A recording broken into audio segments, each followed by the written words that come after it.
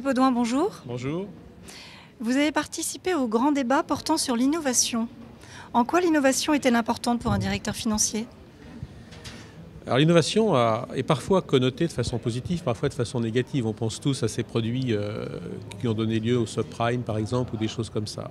Dans le monde de l'entreprise, la situation est complètement différente et l'innovation en matière financière permet de faire coïncider les financements au plus près des besoins des entreprises. Dans un monde où on cherche en permanence la plus grande performance pour toutes les entreprises, disposer de financements qui soient parfaitement adaptés aux besoins de l'entreprise en termes de structure, en termes de durée, en termes de coûts, en termes de risque, est devenu un facteur absolument essentiel à la fois pour la performance de l'entreprise et pour lui permettre de se développer. Et cette innovation passe par aujourd'hui une palette de produits beaucoup plus large qu'auparavant.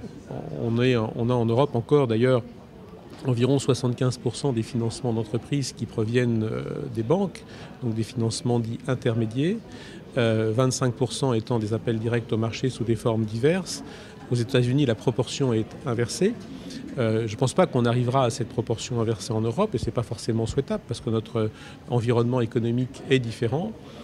Pour autant, il existe aujourd'hui des produits innovants qui permettent de répondre aux besoins des entreprises. Je pense par exemple aux obligations mutualisées qui permettent de faire un appel direct au marché, y compris pour des entreprises qui seraient trop petites pour le faire toutes seules. Et donc ça leur permet de se passer des banques pour une part de leur financement. Je pense par exemple également à des distributions de financement par Internet, comme Odo l'a fait pour le Crédit commercial de France, par exemple, pour le Crédit foncier de France, pardon. Donc il existe des produits nouveaux, novateurs, et aujourd'hui le directeur financier doit travailler sur cette palette élargie de produits pour structurer des financements les mieux adaptés à ses propres besoins. Vous êtes vice-président de la DFCG. Quelle est la place de la DFCG dans le débat public ? Elle est à la fois importante et insuffisante. Depuis quelques années, la DFCG a fait un travail important pour exister auprès des pouvoirs publics.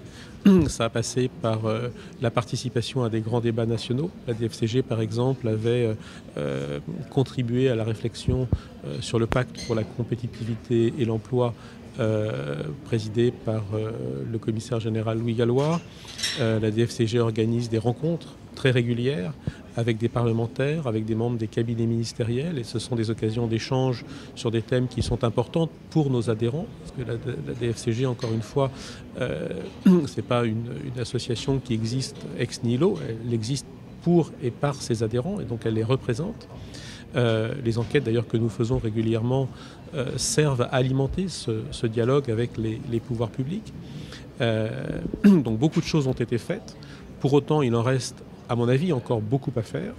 La DFCG n'est pas suffisamment aujourd'hui intégrée dans les réflexions ou dans les dialogues lorsque des sujets sont traités. Pour ça, nous devons être le plus en amont possible, savoir quels vont être les thèmes qui vont venir en réflexion. Le président Claude Barthelone, lors de son discours, a fait état par exemple d'un projet qu'il venait de lancer, une mission de réflexion sur la simplification qu'il a confiée à un député. Nous allons essayer de nous inscrire et de participer à ce débat-là, encore une fois en consultant nos adhérents et en remontant une synthèse de ces suggestions, de ces demandes, de ces idées dans le cadre de cette mission de réflexion. Donc on doit continuer ce travail-là. Avec 3200 membres, la DFCG est une grande association. Ça lui donne un vrai poids pour peser dans le débat public. Donc c'est à la fois une force dont il faut qu'on sache tirer profit et c'est un bénéfice pour nos adhérents à qui on peut apporter ce service inestimable de les représenter auprès des pouvoirs publics dans les réflexions qui ont lieu. Merci Philippe Audouin. Merci.